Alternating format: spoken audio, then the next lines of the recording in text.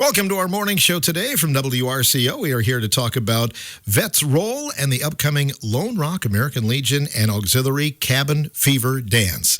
We have a couple of veterans in the studio that had the chance to go on the Vets Roll trip last year. Seems like yesterday. Seems like they were just here. But last year, so we'll talk about their experiences. And Lisa Bowen is here as well from the Auxiliary and also one of the volunteers for Vets Roll. But on the phone today, we have Mark Finnegan, who is the co-founder of Vets Roll. Talk a little bit about that as well with Mark. Good morning. How are you? Good morning, gang. How are you guys doing up there? Doing really well. Yeah, we usually have you in the studio, Mark, but there's a reason why you're absent today. Can you tell us what you're up to? Well, I'm pursuing my other passion. That's World War II veterans, and I'm on my way over to the north side of Chicago this morning, having breakfast with a World War II Iwo Jima veteran Marine who was wounded in the leg on the first day of Iwo Jima 80 years ago this week. And then having lunch with that gentleman is 100 years old. And then having lunch with two more World War II vets, 99 and 100 years old. One was in the Battle of the Bulge. And the other we're interviewing was a D-Day veteran. He's a tank commander that after they landed on Utah Beach, they went across northern France, Luxembourg, Belgium, Germany, Czechoslovakia, and liberated the city of Paris. Is that amazing or what? That is totally amazing. And when you do these interviews, Mark, do you take notes, maybe a book someday, or what do you do with it? These are video interviews. We've got 2 years ago, or a year and a half ago, we took a couple 101-year-old vets to Normandy and followed them across northern France. And we hooked up with these world-renowned World War II historians from France. Well, they just flew over here last week to Rockford, and we're lining them up to come and interview some of the vets that we know of. And so they're meeting us today for these interviews. And their knowledge of World War II is just amazing because we literally saved their country, and they have not forgotten. There's a great interest in World War II among all generations, and especially even a younger generation. I think some of that comes from TV and movies. I mean, they've kept that alive in all those stories, it seems, haven't they? They have, and we were fortunate enough. We had an event we did in Rockford at the Hard Rock Casino in December, and we had 53 World War II vets there. And we had 3 of the actors from the Band of Brothers series that came and met these veterans. And so we stayed in touch with them. And as Lisa and the gang in the studio there know, we're really, really big into having our young people, our Gen Zers, going with on these trips so they can still learn history from the ones that lived it in color rather than reading about it in a book. And that window is coming shut real fast on this World War II generation. The youngest ones are 97 now, so we don't have much time left. And you know, obviously our focus is on Vietnam and Korea and Cold War too, but the clock is really ticking on the World War II generation, and we just want to get what we can out of it. How can the Gen Zers be involved? How do they get a chance to go on the Vets Roll? In the Beloit, Rockford, Janesville area there, we have several high schools that are participating, and they have certain parameters. It's not GPA-based, it's merit-based, their knowledge of history. And we have a selection, and we have a sponsor that covers half the cost of these students to go on the trip. And then there's a lot of them that will tell their peers from school about what this was all about, and they come back the following year as college-age people. And I think I was counting the other day, we've got around 20 or 25 assistants that'll be on this year's trip that are under age 30, and that is just heartwarming, I'll tell you. Can you tell us a little bit again about how Vets Roll started, Mark? Well, we started as my father was a World War II Navy veteran, and my mother was a Rosita Riveter. She passed away 3 years ago this month. And my dad was well known in the area. We've been in a family business, RV business, for 56 years now. And when he passed away, we wanted to do something to kind of memorialize him and his generation. And we heard about the wonderful Honor Flight program. where they fly veterans out to D.C., like out of Madison and whatnot. And being an RV dealer, we thought, well, gosh, let's see if we can put something together where they can spend some time and stop and smell the roses and share the stories and whatnot. And so we came up with the concept 16 years ago now of taking RVs. Originally it was RVs and buses. Now it's all buses. And we depart out of Beloit, but the vets come from all over the country. So it's not necessarily Southwest Wisconsin. It could be, we've had them from 38 states. And all of a sudden, say that Vietnam veteran that's been holding something inside him all these years, he hears about a complete stranger from California and one from Idaho talking about similar topics, and it's medicinal. And they start to naturally share those stories and those memories, and that's where it all starts from. And the bonding is the folks that are in the studio there with you can tell you the bonding that starts day one when we leave Beloit is something they'll never forget. They'll take to the graves with them. I'm sure you've had some opportunities for some vets to meet another vet that they haven't seen in 50 or 60 years, haven't you? Oh, yeah. I don't talk religion a lot, but if you believe in the grace of God, we've had numerous situations where veterans that haven't seen each other since high school or when they enlisted end up on the same vets roll trip together. We've had a couple instances where it was a Korean War vet that ended up on the same bus on a trip with a guy he had served with 70 years ago. So, could be happenstance, but I think there's a higher power at play when that happens, and that's really special stuff. The main focus of Vets Roll, what is your purpose or your goal for this, Mark? Well, our tagline is closure, gratitude, and respect, and that's the three things. We want to help them get closure for whatever they may have experienced if they were deployed. They're not all combat vets, but a lot of them that were are dealing with really hard memories in a lot of cases. And we want them to understand. We want to say thank you for what they did. And the respect comes from all the police and motorcycle escorts, the fire departments that are on the bridges with their engines and their flags, and just all the school kids that come out at the stops that we're at. Closure, gratitude, and respect. We want them to know that their service was not forgotten and never will be. You've been on all of these, Mark. I bet you can't help but get a lump in your throat when you see that kind of greeting, even after all this time, right? I do, and I get embarrassed. People tell me don't be embarrassed about it, but I get very emotional oftentimes when I'm talking about it or with these groups. But it's just really special. And again, the folks sitting in the room there with you, I know they have the same passion because it's an emotional trip, but it's a good emotion. You feel it, the bonding, and when those stories start to flow, our assistants just step back. And one thing I have to add is it's a politics-free 4-day trip. We do not allow any discussion of politics. And everyone's the better for it when they get back. They understand, we can put the politics aside for 4 days, and we're all Americans, and we all have one flag, and that's kind of what it's about. Well, fundraisers are important, including this one in Lone Rock coming up Saturday. Mark, why is this one near and dear to you? Well, our buddy Herman Kaldenberg, who is no longer with us, was on our very first trip. He was from Lone Rock there, World War II Army veteran. And the trip so moved him that he wanted to do a fundraiser, and Herman was quite a guy. And I guess I don't remember the connection between him and Lisa initially. It might have been through the VFW.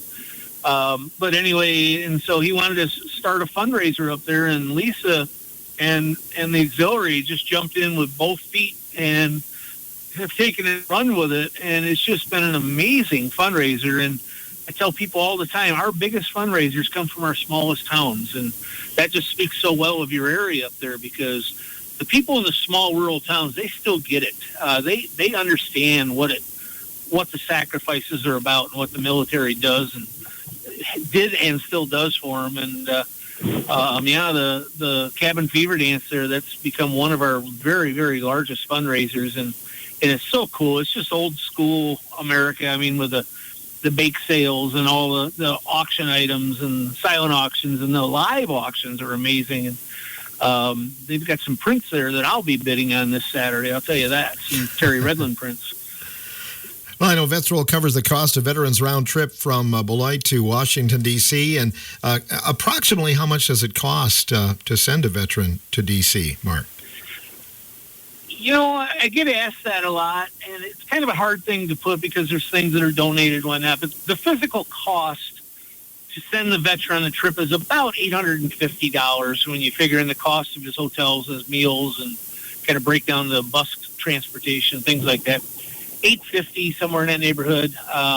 The total budget for the year for all the programs we do and all the ancillary events that we do is close to $500,000 that we have to raise for that 4 days out of each year. But we've been able to do it 16 years in a row now.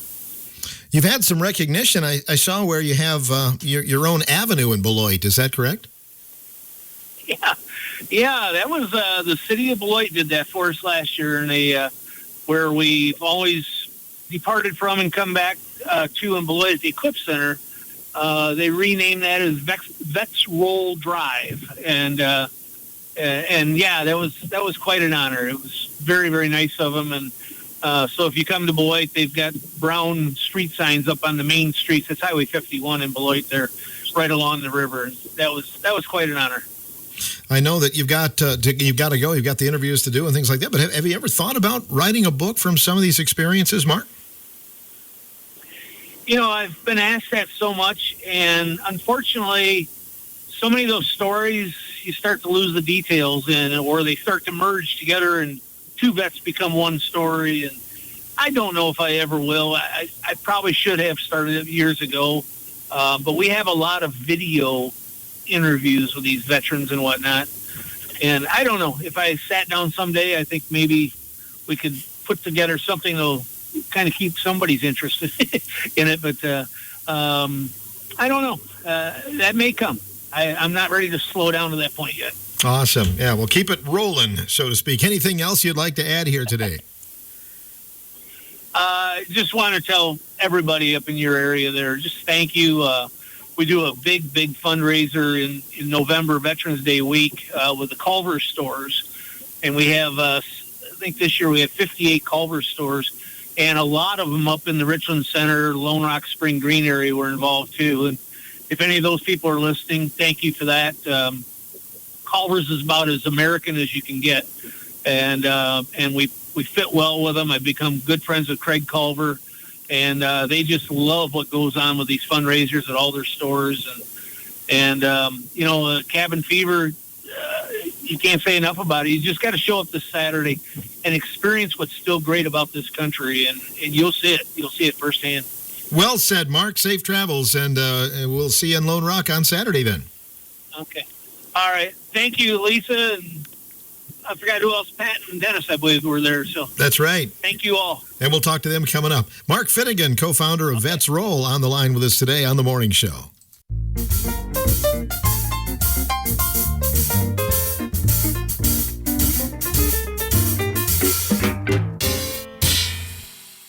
Beat the Cabin Fever dance is coming up Saturday. It is dance number 11.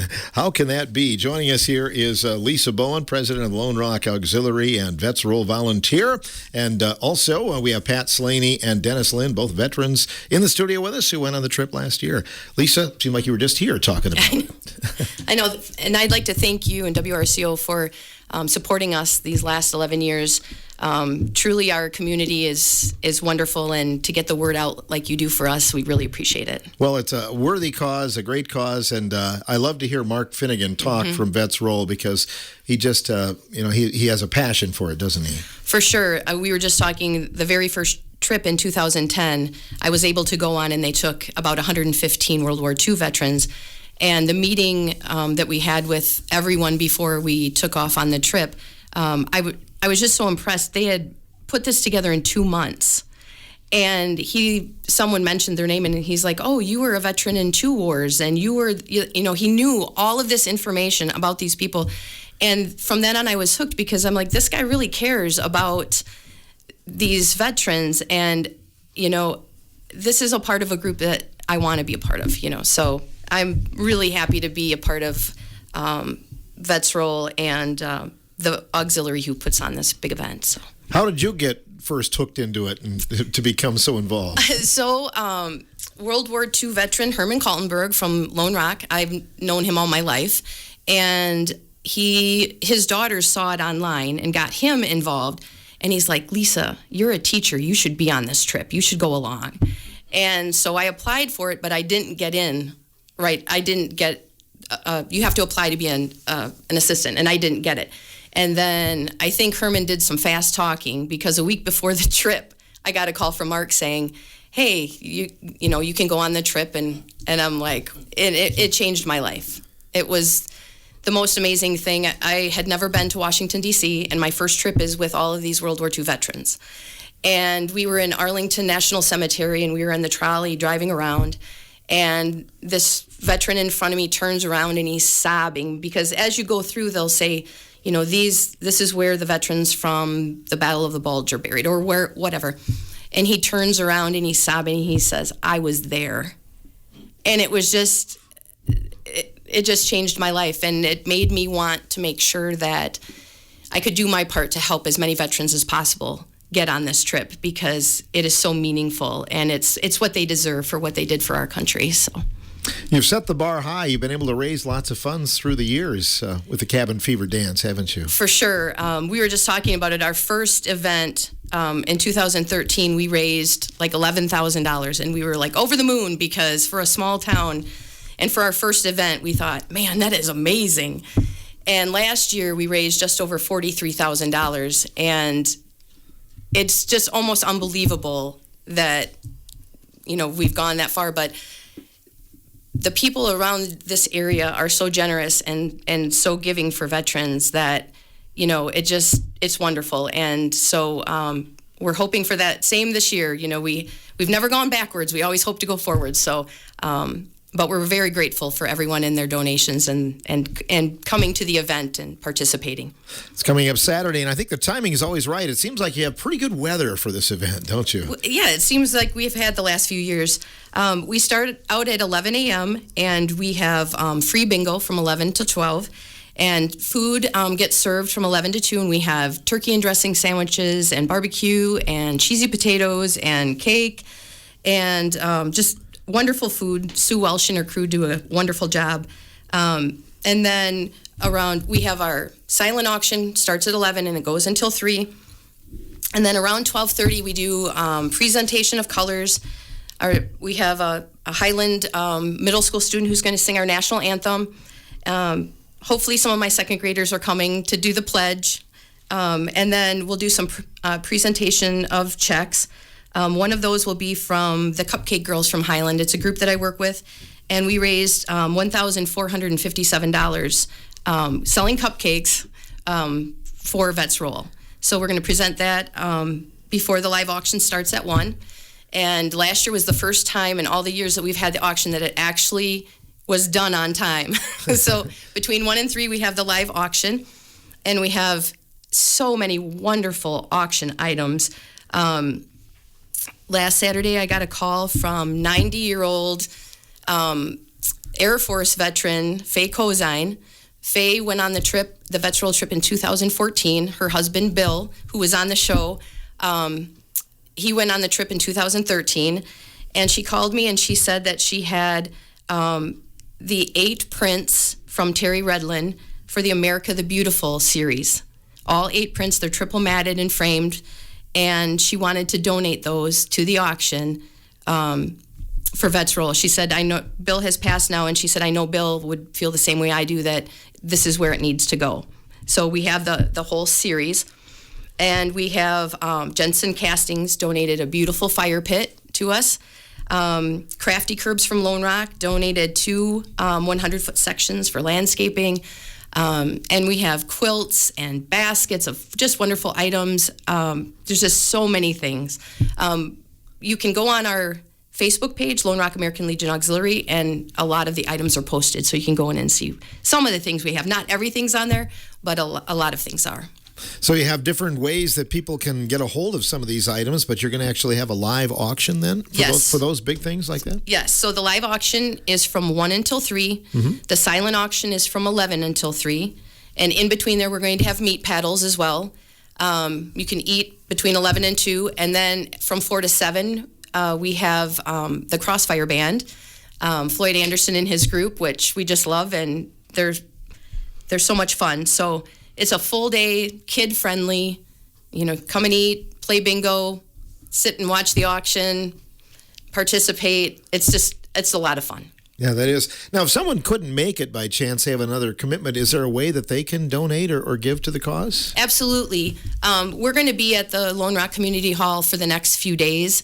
So if you wanted to stop in there. Otherwise, a lot of our members work at the Lone Rock Royal Bank. You could just stop in there and drop it off for us.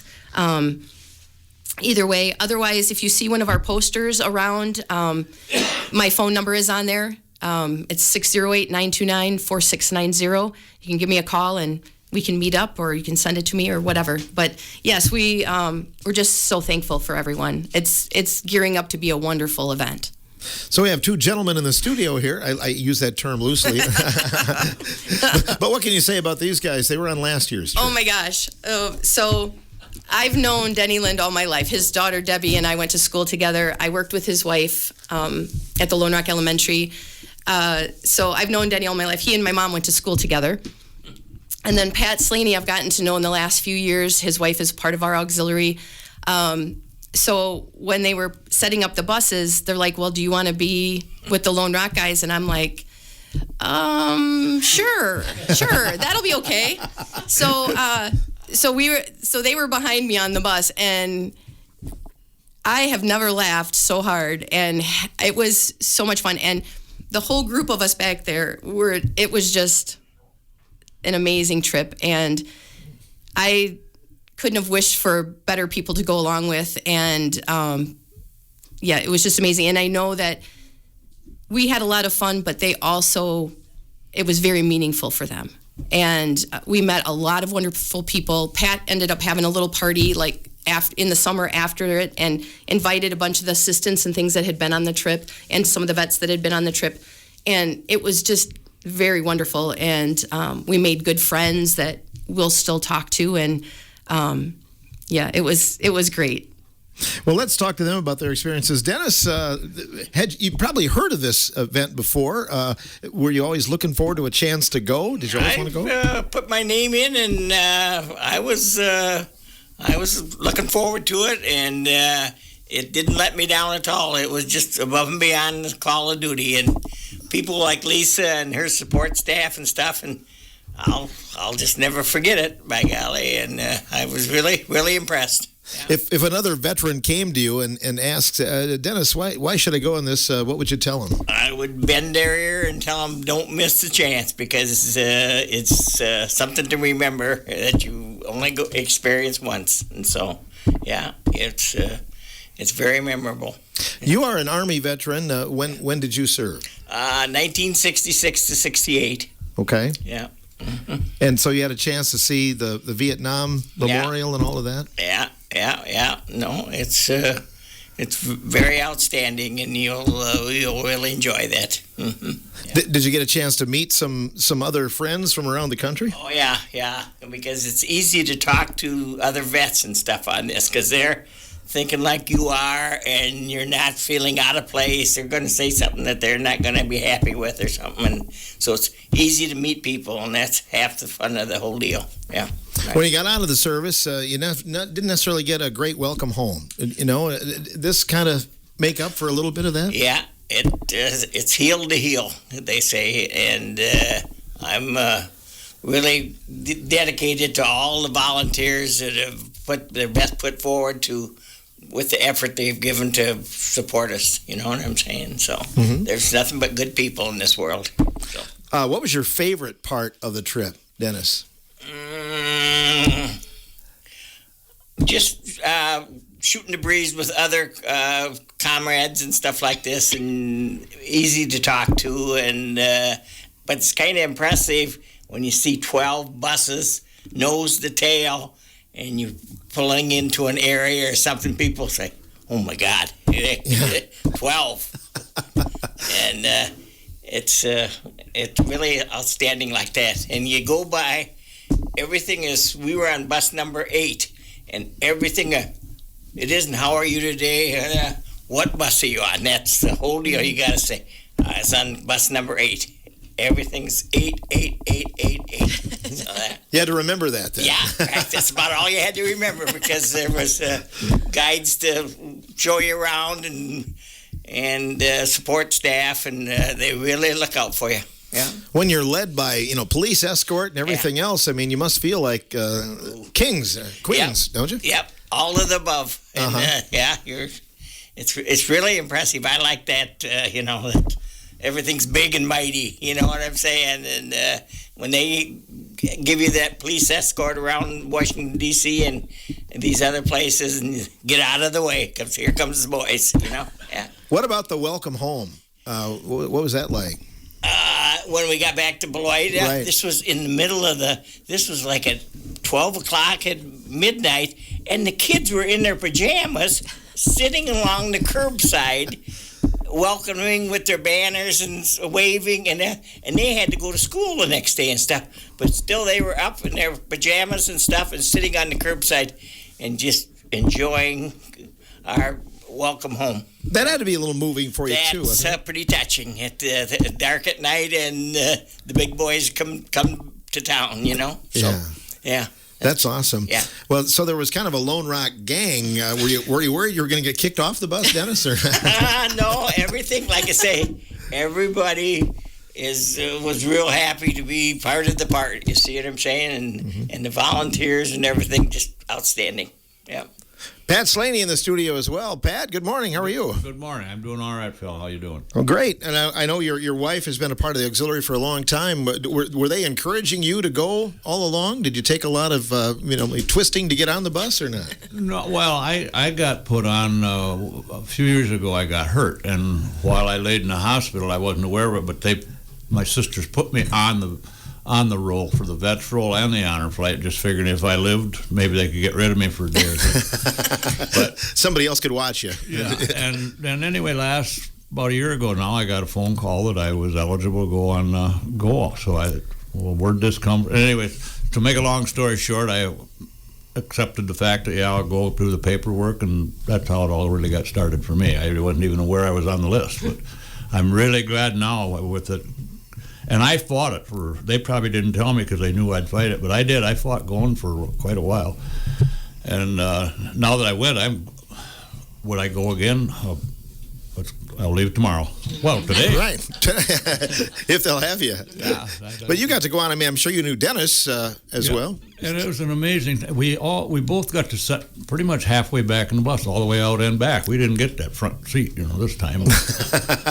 We decided on the way out that's how we learned how to drive a truck, because we sat there and watched that bus driver. You got to start out somehow. So. Why were you hesitant to go on the trip, Pat?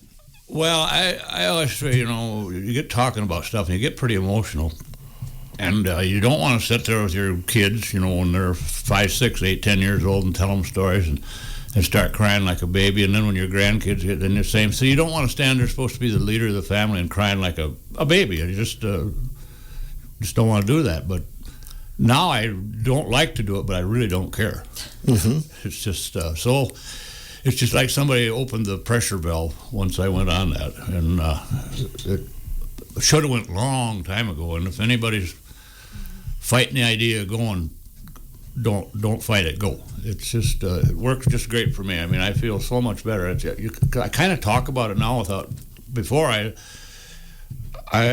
could talk to other veterans real easy about it, because we both had our problem solved pretty much by the bottom of the glass by then, and then now I can do it without the help of the bottle. What years did you serve the country? I took Denny's place. I went in, he got out in 68, I went in 69 and got out in 71. So, and I got out a little bit of an early out because they were trying to, I think the government realized the war was getting over. What are we going to do with all these people we got drafted? So the most you could get was 90 days. I got 88. So I got out in March of 71, and in March of 72, the last veteran come out of Vietnam. So, did you appreciate the Vietnam War Memorial or the Veterans Memorial? Oh yeah, that I know Lisa and I were standing there looking at I think it was Martin Luther King, and I said, "Here it comes." So they had a chopper like they did in the across the lake there, and it got up in the air, the whoop, whoop, whoop, whoop, whoop, and it come right over to us, and then wherever it went, and then 10 minutes later went back. I don't know if they were, but that's part of the program. It's just, it was just an amazing thing, especially to me, the World War II memorial that I looked at. They had all them stars there, and there was 4,000 some stars, and each star represented 100 veterans that were killed in World War II. So that was 400. That 4,000 stars is a lot of veterans. 4,008 stars, I think it was. I don't remember the numbers for sure, but it was right in there. So that was a staggering number to me. That I wasn't ever aware of. Did you go through Arlington National Cemetery as well? Yes, we did. We were on the bus. They showed us the grave of Audie Murphy, which, so what, who's he? But then after I got out, I looked it up. Okay, well, he did quite a bit of stuff that you're just not aware of, that, if you don't go to that. I mean, if I had a chance to do it again, hurry up and get her packed, because I'm going. Did they feed you well, Pat? Oh, man, that was always... We were on bus number 8. Where'd you do? 8? Well, we ate. Yeah, how much did you on the bus? Well, we ate again. But yes, they did, and it was really good meals. It wasn't a throw together, here you are thing. It was really good catered type meals. It was, and then some places we even had lunches, like at the ballpark in Cincinnati. We went there, and I think had just put in a bunch of new kitchens and cooking and stuff, and they wanted to try it out, so they just had all the veterans pull in there and gave us a big steak and taters and whatever else you could haul down, And of course we got to look at the stadium a little bit, but yeah, it was way over what I anticipated or expected, and volunteers in the paper, they're just unbelievable. It's just you just almost got to go to believe it. Mm-hmm. Yeah. So do you guys go, somebody goes with you then? Do you have somebody from the family go with you then? How does that work? Or did you have... So assistants have to apply. Okay. So family can apply to go along as an assistant. But I think with Badger Honor Flight, you pick the person that's going to be your helper. But in Vets Roll, you apply to be an assistant. So they got me. We made sure she earned her keep. I bet she did. Oh, man. So when you came home, again, like Dennis said, that had to be pretty moving to see all the youngsters welcoming you back into town. That, and would we get a police escort all the way through Chicago, and from Chicago to Beloit, and on the overpasses, they would have fire trucks on each side of the overpass with streams of water, and then they have red, white, and blue lights through the water, and that got pretty emotional. And I think everybody on that bus was crying. And I'm going to throw the driver in too. I think it got pretty, not all the way in everybody, but everybody at one time or another. And that's part of the stress relief to me. Just let it out. Mm-hmm. Yeah, it was hard, but on the other hand, I'd do it again. Small town America, Dennis. I hope a lot of people will come out to the event on Saturday. Yeah, they just do a super good job up there, and I even volunteered to help pin bar a little bit, and I got to pull my load here because they were above and beyond for me, so it's time to help them back. Yeah. It means a lot more, Pat. And I know you've volunteered a lot of different events and things like that, but now knowing what it means and everything like that, I'm guessing it gives you a little more fervor to help out, doesn't it? Yeah, and they don't ask, they don't appoint me to do this or that. It's just, hey, I'll do it. I don't even know what it is, but I don't care. If I can do something, I'll certainly do it. Yep. The Vietnam vets were on there. Well, did you have some Korean vets on the trip as well, along with World War II? And you had some World War II as well. Yeah. Yeah, and like Lisa was talking earlier, we were out there picking up our flags, and I asked Dennis. I said, "This Denny Longmire was the name." I said, "You suppose this is the one we went to school with?" And went back in, and there he sat. 50 years later, you run into him. It's just unbelievable. So you hadn't seen him that long? Since he was ahead of me in school, and of course when he graduated, and then I suppose I was still in high school, so by then he'd been drafted.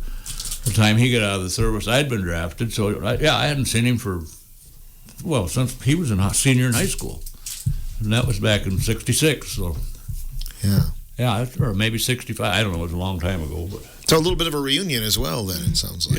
and the same with some of the other veterans, because you'd go to the motels there or where we were staying at night, and you would sit down for your supper, and you were pretty much supposed to stay with your own bus 8 or whatever it was we had. So as soon as you get done eating, you shoot over to bus 5 or table, because you could talk with people. Or even on the bus, I mean, you're more open. You're 3 days talking. We're on the honor flight. I went on that also, which is great, but you don't get the openness as you did on the vet roll on the buses. But it takes way more time. But I would do either one of them again in a minute. Yeah, I was going to say they both have their place. That one is kind of like a one big day event, though, isn't it? Yeah, and to me it wasn't. Everybody says it's tiring, but it wasn't. When we got on the plane out there, headed back, and it was getting to be a long day, but your adrenaline is so high that sleep's out of the question. When you get back on that plane, you're headed back, and what really got me is when I got on that upper concourse of that airport, and you look down there, and I saw all these people in the blue and white shirt or jackets. And what is a baseball team or something going through here at this time of night for? And then I realized that's veterans and their guardians, and that's when I looked at all them people, and what are they doing here? But that's what it was, is getting welcomed home. Mm-hmm. Treated like stars, oh, man. as you should be. Lisa, we hear from Dennis and Pat, and the impact it's made on them. It probably makes it even easier for you to volunteer and get fired up every year, isn't it? Just listening to them talk about it just solidifies what we've been working for. That's why we do this, so that our veterans can have this experience and to decompress and to be able to talk and be with people that know what they've been through. And yeah, it just gave me goosebumps, because I'm thinking, this is why we do it. Denny's like, you guys work really hard going out and getting donations and all that. Aren't you guys getting kind of tired? And I'm like, no. I mean, when we hear you guys talk, no. It just makes us more energized to raise money so that more people can do the same thing. You teach in the Highland District, and you've got some youngsters. I'm guessing, is this part of the curriculum? Do you kind of try to teach them about wars and veterans and this whole thing that you do? Absolutely.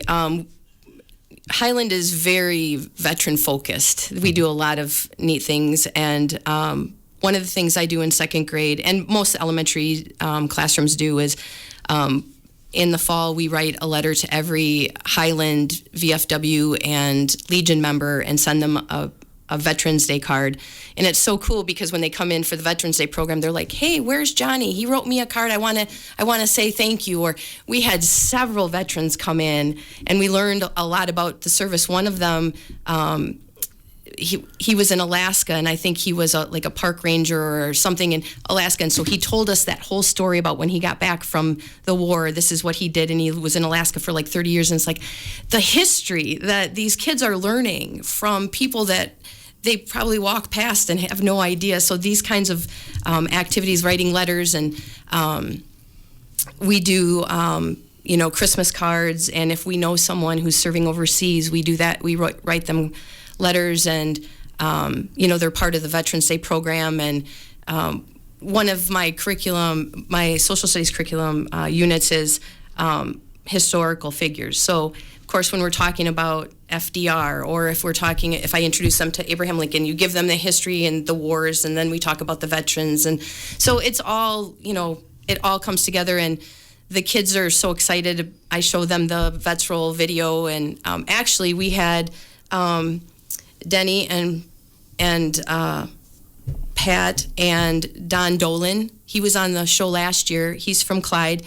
And Don's daughter, who was one of the assistants, they came to school in November, and the kids had written them letters for mail call on the trip. So they came in, and the kids actually got to, talk to them, and they told them about how much it meant to get those letters, and we watched the video of the trip, so they got to see what they got, all that entails.